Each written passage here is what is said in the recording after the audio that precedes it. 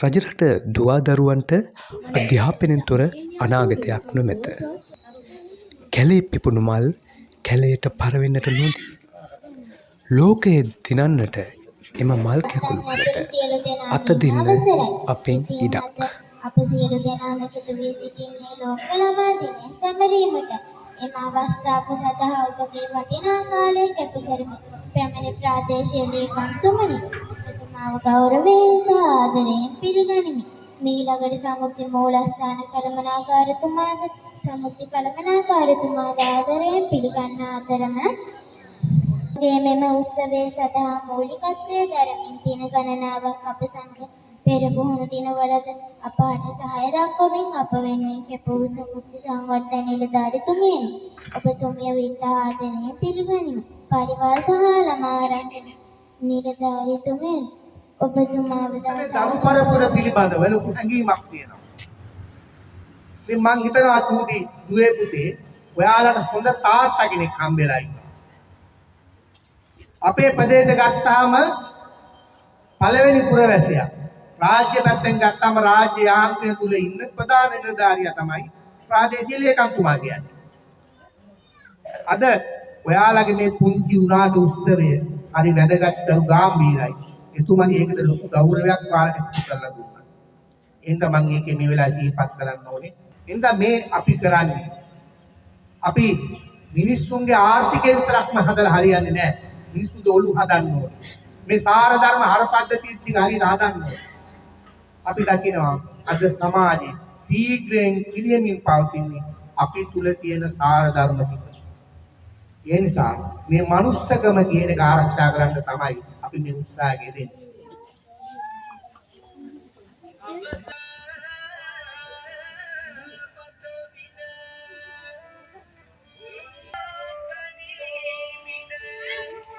ප්‍රාදේශීය ලේකම්තුමනි අර පූජ්‍ය දරුවා ලෝක ළමා දිනය ගැන අර්ථ දක්වද්දී කිව්වා අපේ වැඩිහිටියන්ගේ අනුදැනුම සහ අවවාද අනුශාසනා මැද්දේ තමයි මේ දරුවන්ගේ ලෝකේ ගොඩනගන්නේ කියලා. ඉතින් ඒ කාරණාවම තමයි මෙවර ලෝක ළමා දිනයේ පරමාර්ථය බවට පත් වෙලා තියෙන්නේ. අපි මේ දරුවාට සමග කරන ගනුදෙනු නිසියාකාරව හරියාකාරව කරන්නට ඕනේ. මේක අභියෝගයක්. මොකද අපි ගත්තොත් එහෙම මේ අපි ඉගෙන ගන්නවා පරම්පරා වර්ගීකරණයක්. මම දැන් මම නියෝජනය කරන්නේ ජෙන් ඉසෙට් එක Y එක ඔය වගේ මෙතන ඉන්න බහුතරයක් අන්න ඒ කාලේ අපි 1970 80 ඔය දශකවල ඉපදිච්ච කට්ටිය. එතකොට මේ ජෙන් Y Z නියෝජනය කරන අපි ගනුදෙනු කරන්න වෙලා තියෙන්නේ වර්තමානයේ ජෙන් Z එකට. එතකොට මේගොල්ලෝ විශේෂයෙන්ම තාක්ෂණය එහෙම නැත්නම් අපි කියන ටෙක්නොලොජි අපේ අරගෙන ඉපදිච්ච කට්ටිය. ඉතින් ඒක නිසා අපිට මේගොල්ලෝගේ අනාගතය ගොඩනගන්න සිද්ධ වෙලා තියෙන්නේ මීට දශක 4ක 5ක සමාජයක හිටපු අපි වගේ කට්ටිය.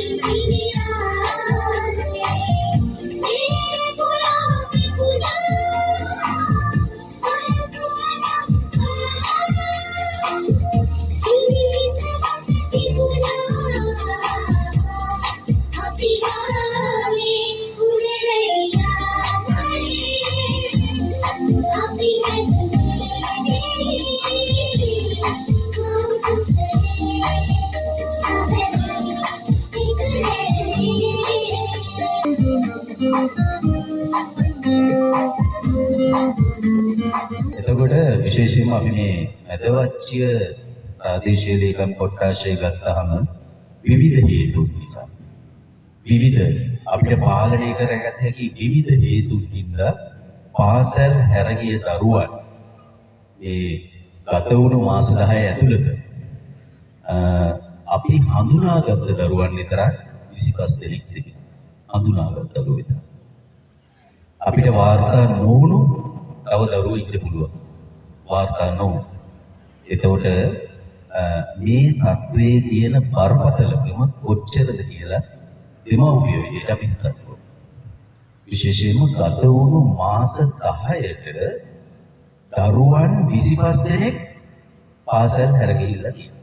එතකොට විශේෂයෙන්ම අපේ ජයන්ති මහත්තයාගේ මැදිහත් වීමේ අපේ ළමා හිමිකම් ප්‍රවර්ධන නිලධාරීතුමාගේ ඒ දරුවන් පාසල් ගත කිරීමට සිදු අපිට ලොකු අභියෝගාවක්. විශේෂයෙන්ම සමහර දරුවන්ගේ පෙර ඔවුන් සිටපු පාසලෙන් අස්විමේ සංකේත ගන්න බැරුව. අපිට එතකොට කලාප අධ්‍යාපන අධ්‍යක්ෂකතුමා දක්වා කතා කරනවා. විශේෂයෙන් විදුහල්පතිවරුන්ට කතා කරන්න සිදු වුණා. ඒ දරුවෝ නැවත පාසල් ගත කරන්න. ඉතින් ඇත්තටම ඒ සම්බන්ධයෙන් ඉතා සුවිශේෂී උනන්දුවක් මේ ජයන්ති මහත්තයා ඇතුළේ ළමා හිමිකම් ප්‍රවර්ධන අංශයට සම්බන්ධ සියලු නිලධාරීන් දරුවන්ට. සමහර වෙලාවට මේක ඉතාමත් අවාසනාවන්තයි. අපි දන්නවා විදේශ රැකියාව සඳහා විශේෂයෙන් මව්වරුන් විදේශගත වෙනවා. අපිට විදේශ වේග අවශ්‍යයි. රටක් සංවර්ධනය කරන්න අපිට විදේශ වේග අවශ්‍යයි. ඒ කොහොම වුණා වුණත් අපි ගන්නවා එතනින් වාර්තාවක් විශේෂයෙන් මවක් විදේශගත වීමේදී වාර්තාවක් ලබා ගන්නවා මේ දරුවා අනාරක්ෂිත වෙන්නේ නැහැ කියලා. නමුත් තියෙන අවාසනාවන්ත තත්ත්වය තමයි අපේ නිලධාරීන් ඒ තොරතුරු ගන්න ගියාම මේ දරුවා බලා ගන්නවා කියලා එක්ක ආච්චි වෙන්න පුළුවන් නැත්නම් පුංචියම වෙන්න පුළුවන්. වගකීම ගන්නවා. නමුත් මව විදේශගත වුණාට පස්සේ ඒ දරුවා ඉතා අනාරක්ෂිත තත්ත්වයකට ඉතාම කනගාටුයි. එතකොට ඇත්තටම අපිට හිතන්න වෙනවා අර මව විදේශගත වෙලා ලංකාවට ලැබෙන විදේශ විනිමය සංසන්දනාත්මකව සලකලා බලද්දී මේ දරුවන්ට වෙන හානිය කොච්චර වැඩිද? ඉතින් අපිට මේ සම්බන්ධයෙන් විශේෂ අවධානයක් යොමු කරලා කටයුතු කරන්න වෙනවා. විශේෂයෙන්ම මින් ඉදිරියට නදවච්චේ ප්‍රාදේශීය ලේකම් කොට්ටාශයේ ගෘහ සේවය සඳහා විශේෂයෙන් ගෘහ සේවය සඳහා මැද පෙරදිග රටවල් මව්වරුන් විදේශගත වීමේදී අපි විශේෂ සැලකිල්ලක් දක්වනවා දරුවන්ගේ ආරක්ෂාව.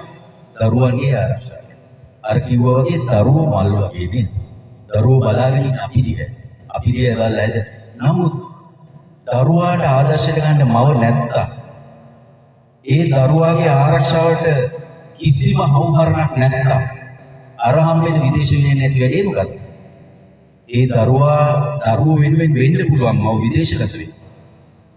නමුත් විදේශ විනිමය හරි මොනවා හරි සල්ලි ටිකක් වා ගන්න පුළුවන්. ඒ සල්ලි ටික හම්බ කරගෙන අම්මා ලංකාවට එද්දී තමන්ගේ මේ ආදරණීය දුවගේ හරි පුතාගේ හරි ජීවිතය නැවත ගොඩ ගන්න නොහැකි තත්ත්වයකට අඩාගෙන වැටලා නම් සල්ලි වලින් ඇති වැඩේ මොකක්ද? ඉතින් ඒ හින්දා ඉන් ඉදිරියට අපි ඉතා විශාල සැලකිල්ල දක්වනවා. දැන් ඇත්තටම මේ මෙදවච්චිය නගර ආශ්‍රිතවම එක් මවක් අපි නැවත ගෙන්වා ගැනීමට විදේශ කටයුතු කාර්යාංශය හරහා නැවත ගෙන්වා ගැනීමටත් අපි කටයුතු කරමින් මේ දරුවන්ගේ අනාගතේ විනාශය අපිට බලන් ඉන්න බෑ.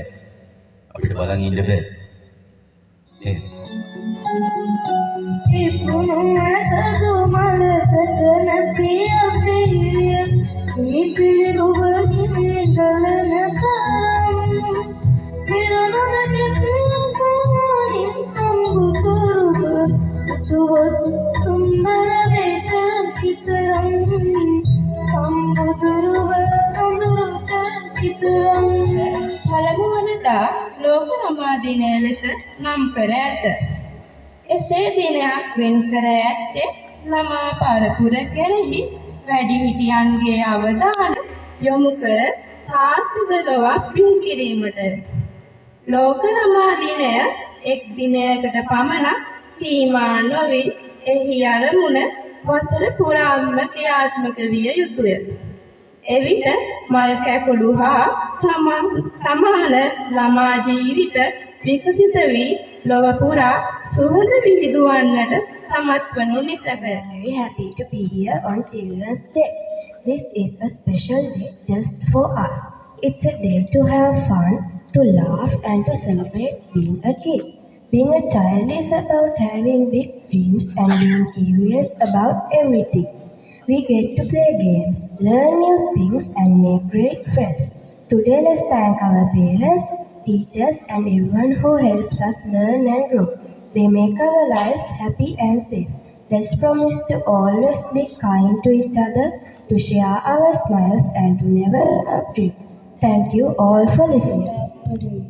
சிறுவர் உரிமை மிக முக்கியம். உலகில் ஒன்று பங்கு சிறுவர்கள். 18 வயதிற்கு உட்பட்ட அனைவரும் சிறுவர்கள்.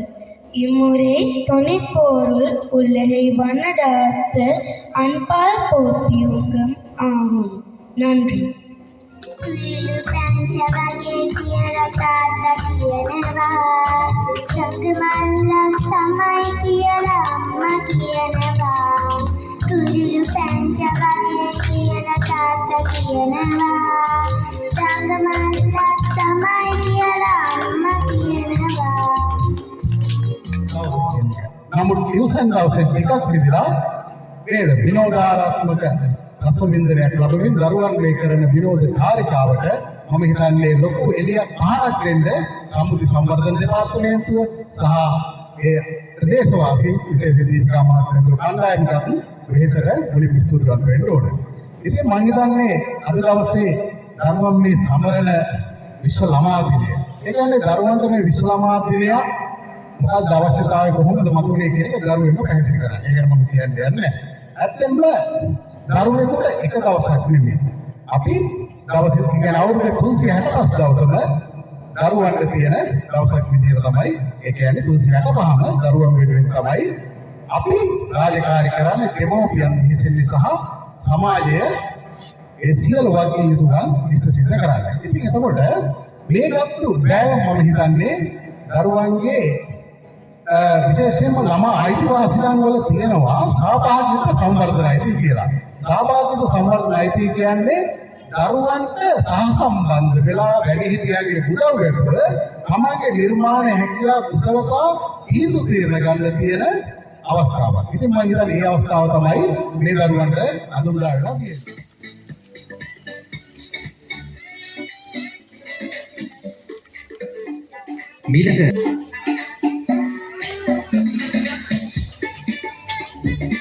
ඊළඟට ත්‍යාග ආරාධනය සෑහෙන ගන්න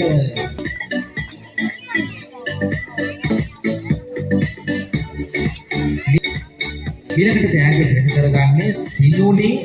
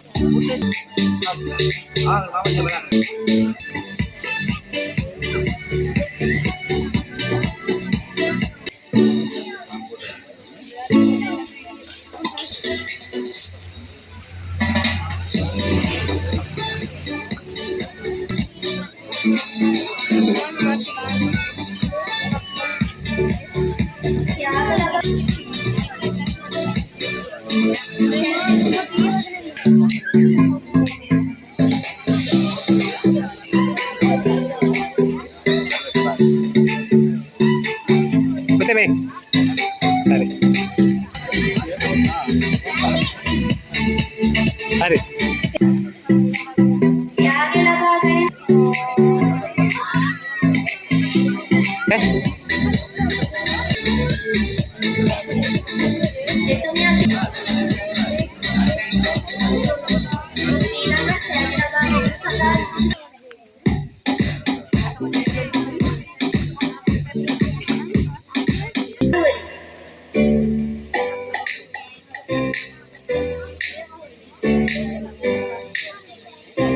එතුමාගෙන් ත්‍යාග ලබා ගන්න ලබන්නේ සත්‍යකාරීත්වයක්.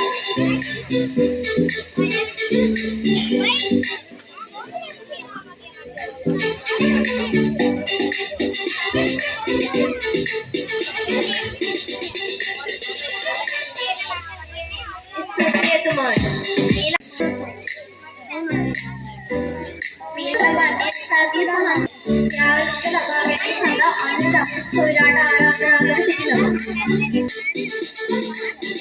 ත්‍යාග ලබා ගැනීම සඳහා අන්න සොයුරාට ආරාධනා කර